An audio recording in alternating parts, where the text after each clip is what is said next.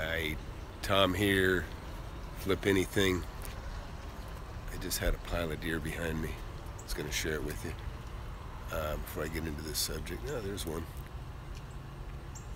So, anyways, I want to tell you guys, something to think about that a lot of us don't realize is just how privileged we are. Let's see if I can get these guys in here. I got a lot of deer. Hey buddy, look at that buck. Got a rack on him, doesn't he? I'm not a hunter. I mean, I got nothing against hunting, but I'm just not a hunter. But yeah, look at those guys. Look at that. How many? One time I come out here and I had 13 bucks. And it was just amazing. So I'm heading to get my coffee this morning, and a little bit of a late start for me today.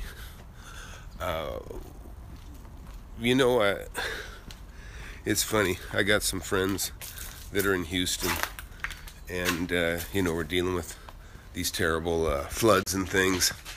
And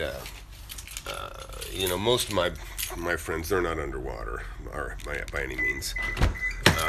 I take it back. I have one friend that they lost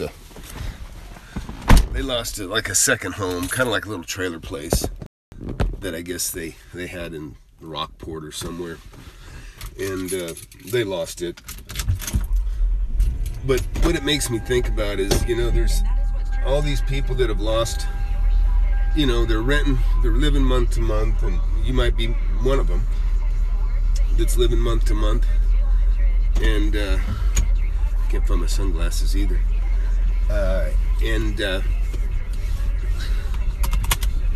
You think you got it tough.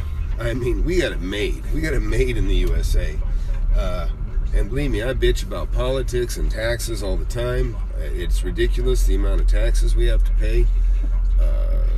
I think we have a very corrupt government for the most part. It's terrible. I think it's getting cleaned up and straightened up with Trump, to be honest. But thank God, look at our economy's coming back strong. I mean, boy, this is an opportunity.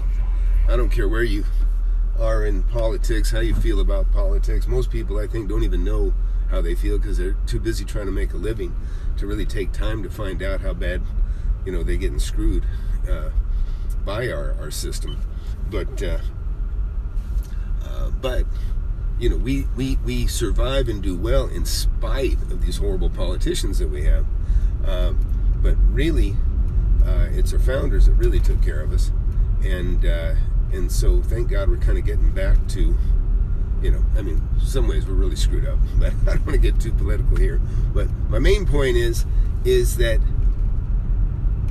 you think you got it rough. I mean, you go to another country, where you don't have a free market and you don't have, the ability and the lifestyle that we have here, just the freedoms. And, man, people that come here from other countries, they very quickly recognize it.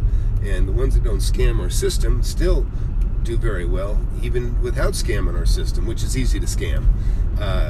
But they go to work. They realize, oh my gosh, just the opportunity to work, is incredible. And, here we can work. There is always work. I've been in tough times. I've been unskilled. And for the most part, I'm a skilled carpenter. I'm a good salesman. I've got those skills, okay?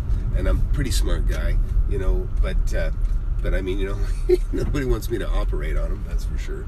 But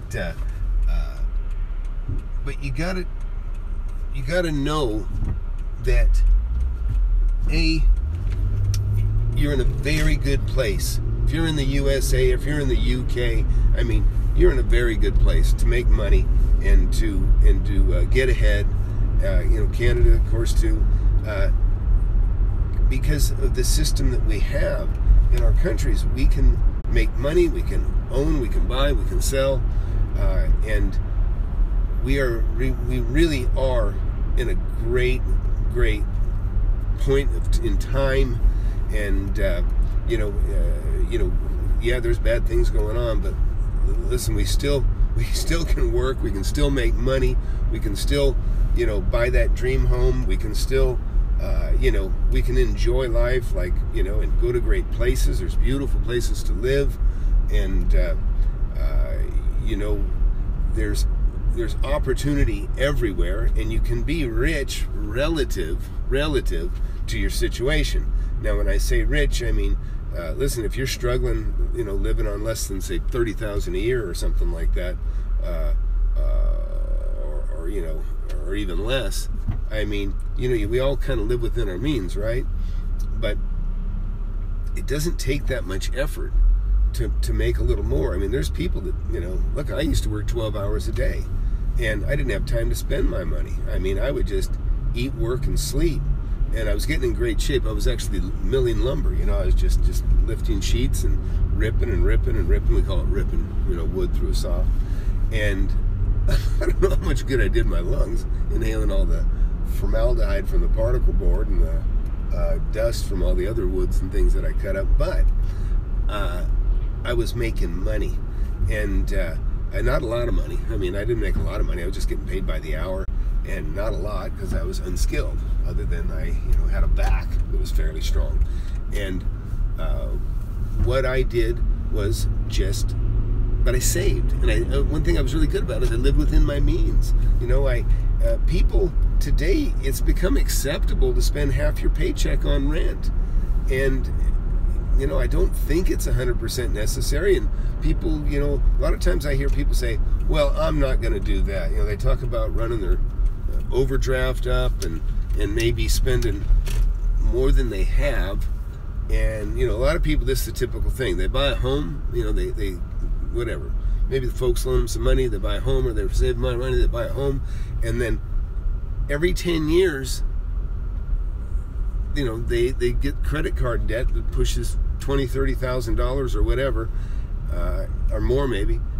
And then what do? They refi their home, pay off their credit card, and then begin to fail all over again. And I say fail because you're failing yourself. If you run your credit cards up and then wipe out the debt by taking the equity out of your home, oh my God, that is failure. I'm just telling you, that is failure. And you want to keep that mindset. Look, we can get up, we can work every day. We have a choice. We can quit if we don't like where we're at. A lot of times what traps you is, is usually yourself, right? But it's so important. You put some money away, create that seed capital, get that seed capital going, because that is what's going to free you in the end. That's what's going to buy you a home, and then maybe a second property. It doesn't have to be in that order. But whatever, the first property I bought, it wasn't one that I intended to live in. It was just one I intended to flip, like cars, there's plenty of guys that, the wheel and deal cars, they don't drive a nice car. They'll buy and sell nice cars to make money. Because see, that's a business. They're buying and selling the car just to make money. They're driving, maybe something that's okay, a clunker or whatever, nothing special.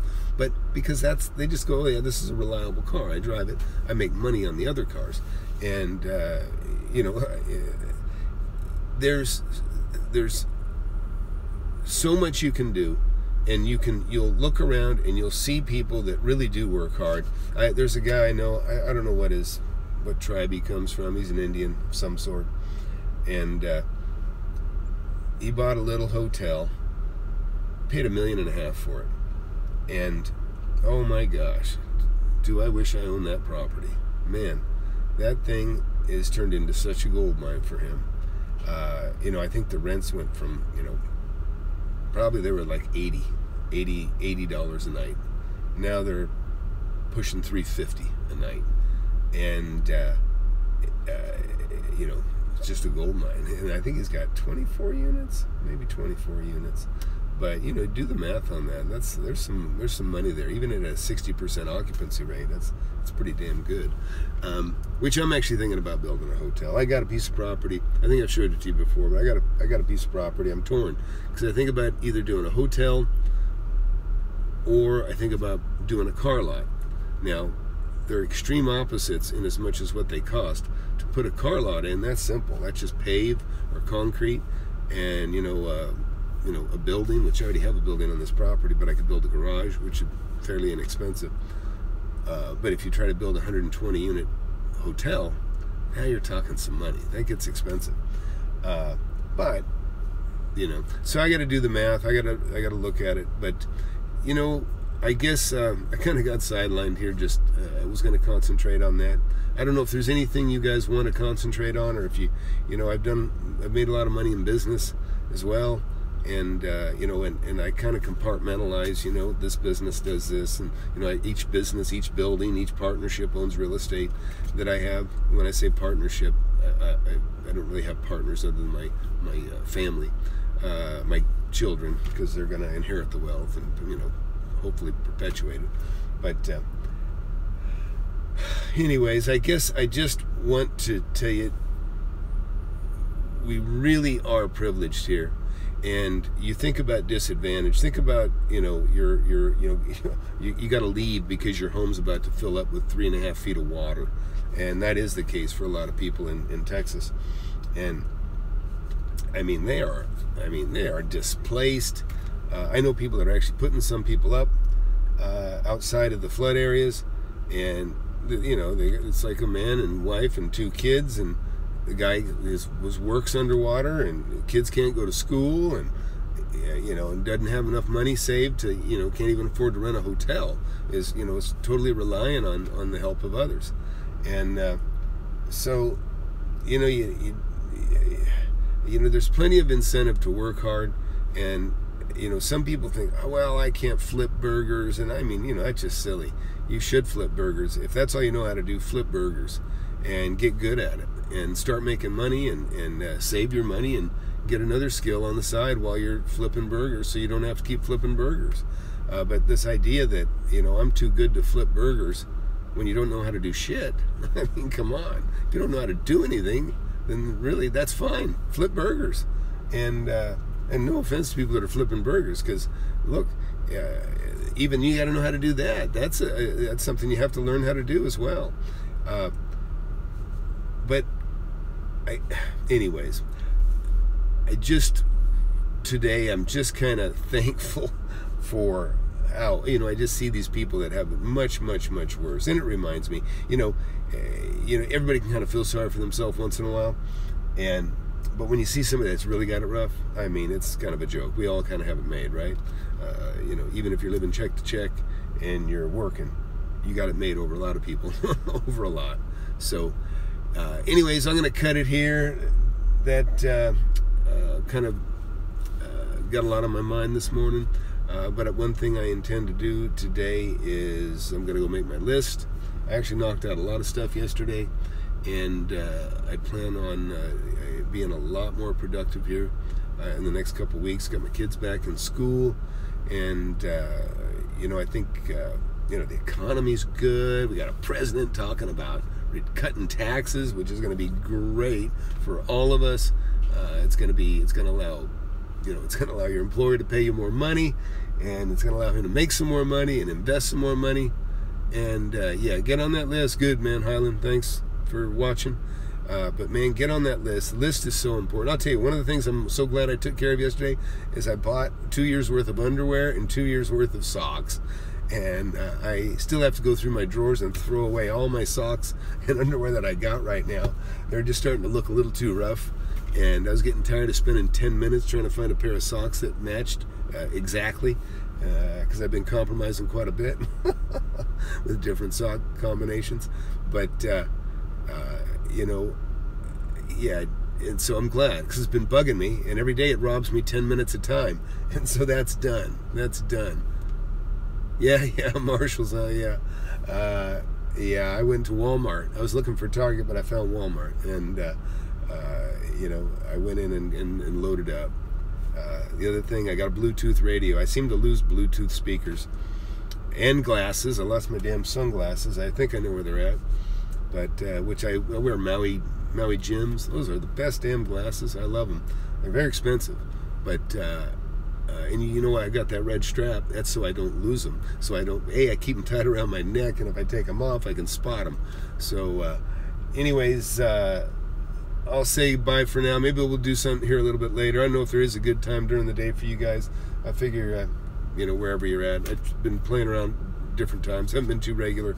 It's been tougher for me to do Wednesdays or regular Wednesday nights. So, anyways. Always want to hear what you guys are trying to do, want to do. If you want to buckle down and you go into business, it's kind of the fundamentals are the same. Work hard, keep your overhead low, and that'll serve you well. And then always get skills, but always keep your eyes open. Even myself, I feel like I need to surf around a little bit more on YouTube a little bit, just for new stuff. Just for new stuff, meaning, what else can I do? I'm looking at apps, and I've got some things involving, apps, and so I've got a lot of interest, but I'm trying to focus them and not get too broad. But anyways, you gotta specialize. If you're gonna make money in business, you really gotta concentrate on that business. And it may take you down to another road, and that's great, but concentrate on the core, making money, keeping the overhead low, and always look for changes. There's changes in technology that can throw you into super wealth very quickly. Likewise, there's technologies that'll wipe out your product line, and you'll go down very quickly. So I've been pretty good about that. I had a company that I saw the technology. I thought, oh boy, this is awesome technology. I can try to make some money on it, but also it was going to render one of my products completely useless. So I dumped that stuff. I immediately did a fire sale. I had $1 million worth of equipment. Just sold it as fast as I could and got rid of 99% of it, or 90% of it probably. And it was a good thing I did, because it wasn't 6 months later, and sure enough, that product was no longer really valid. It just wasn't. It was kind of somewhat obsolete. So I was sad that I lost this source of income, but I was quite happy with myself that I averted real disaster by losing everything. I got rid of my inventory. That was key. And so these are the things you got to think about. And on your list, like I said, always consider, make a part of that list cutting overhead, making more money. Cutting overhead, so lowering your expenses and doing what you can to make more money. And sometimes you got more free time in a day than you normally do. You can put something on there, some sort of elective, look into this, look into that, and because those might be new pathways to bigger opportunities. And or just go look around. If you want to concentrate on real estate, that's my favorite, of course. But if you're in business and you're just trying to maximize what you got, or expand your business line, or expand your product line, or deviate somehow, maybe you got some sort of bread and butter account, with whatever product that you're currently have and making, you can start to look outside that product line for something else that you can take on. You've already got the overhead of a property perhaps, and your employees, and so you can maybe take on another product line, or take on something, and it'll be very small, easy for you to take on, because you've already got this overhead covered with your bread and butter business that you have now. And you can begin to expand, or look around for, I always say, one of the main things you got to do is you got to look for the easiest money. You look for the easiest money that's there to take. It could be in real estate, it could be in products. And when you look at competition, I like kind of niche valuable things. I don't like to be in I don't want to sell staples. I don't want to sell pencils. Because there's just too damn many of them out there, too many competitors. So it's good to look for niche markets, and that goes for everything. Real estate, I think that's pretty much for everything. But because we also being in a niche market, you're small enough that people don't care to compete with you because you're too small for the big guys to stomp on, and so you're just, you know, fighting other little guys, and then hopefully you become one of the big guys, and then you can stomp on the smaller guys that are trying to compete with you. I mean, doesn't sound very friendly and sweet. Well, you know, in business, you know, you're always trying to outfox your competition, and one of the things I've done, I've had it done to me too. You know, Garrett, self-storage facilities, I've never really been able to get into self-storage. In fact, the only time I've looked at buying self-storage facilities was with the intent and hope that the buildings were big enough I could get rid of the self-storage and just turn them into industrial rentals. And I've never had any success at that either. But the problem I have with self-storage, they have to be probably very, very massive, because I don't want to have to pay somebody, or if it's small, or when I was first starting out, the last thing I wanted to do is call somebody about the $35 they owe me for storage, or the $50 they owe me for storage. I just don't want to make those calls. And so I thought there was a lot of effort involved in trying to collect the money for people that are storing stuff. And I don't really know what the demographic is on self-storage. I don't know if it's, if self-storage is for low income, then you're probably going to have more delinquents and lates and trouble collecting your money and more fights over who knows what. But I guess if you have a self-storage facility, I know somebody that just built one recently. I'm not well enough to talk numbers, but I know they built one, and they did it near a retirement, like a big retirement area. Like, I mean, miles and miles, golf course and that kind of retirement, some golden senior city type of thing. And they opened up that one, and I think that's probably, if they tend to cater, if the goal is to cater to these old folks that are retired and already can live in a nice community, that might be a pretty good one. Maybe they're storing a boat, or for whatever reason. I think they're going to pay their bills, is my point. Where, it's the same reason I don't like buying in rough neighborhoods. I really don't, because I don't live in a rough neighborhood, and I don't really feel like driving into a rough neighborhood to collect my rent or to have stuff fixed. In fact, I know a guy recently who went into a fairly rough neighborhood. He pulled up into the driveway, opened his car door, and walked around into the back to take a quick look in the backyard where he had to do some work. And he was back there for a few minutes, and he came back, and his truck was gone. And so somebody took off with his truck, and they found it a week later. Fortunately, the truck still ran, and but all of his tools were gone. All of his tools were gone. So, anyways, that's my thoughts on self-storage. Is, like I said, I don't really know enough about it. I really like businesses where I just have to count on myself. And that can be, if I'm a cabinet maker and I'm just making a cabinet, I can count on myself. I know I can finish it. I know I can do the job. I know I can install it. If I'm a real estate guy, I know I can buy it, I can flip it, or you know what I mean? It's just me on the contract, whether I flip it or maybe I don't even have enough money to buy it. I'll do an assignment or something like that. But I'm only counting on me. It's very rough. And I have employees too, and I can count on my employees. But, there's always a variable there too, I mean, things happen, things change. And I don't usually like dealing with those kinds of changes. Excuse me. But anyways, I'm going to call it. I got to go get some coffee. I probably should have had coffee before I started this thing. I'm really, really tired. But anyways, that's it for now. Flip Anything USA.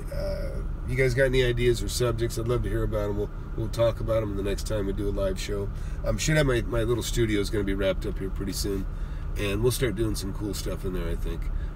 It's a really, really pretty studio, so that'll be fun. I'm going to talk about Trump. The day I met Donald Trump, and pretty interesting, nice guy. Got to talk to him, and I met Rudy Giuliani. Talked to Rudy Giuliani. That was pretty fun. Very charismatic guy, really charismatic guy. And I talked to Don Trump Jr. too. A little bit. He was kind of busy. He looked a little stressed actually. And actually Jeff Sessions was there too. Didn't talk to Jeff, but I wish I would have. Anyways, so I didn't know he was going to be the next Attorney General. But anyways, that's it for now. Flip Anything USA. Please share, subscribe, and let's let's make some money. Let's make some money. Let's knock out our list and have a great year. And cut the overhead. Keep the overhead low. Listen, our economy's doing really good. It's really it's really coming back strong, and I can feel it in my other businesses. I'm seeing the numbers go up. Not real estate, other numbers. I'm talking about manufacturing. The economy's getting better.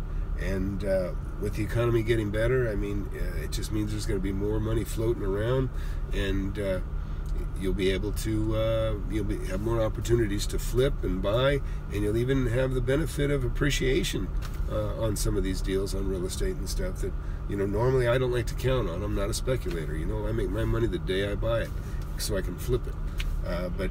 So it'd be good to be flipping in an emerging market and an appreciating market.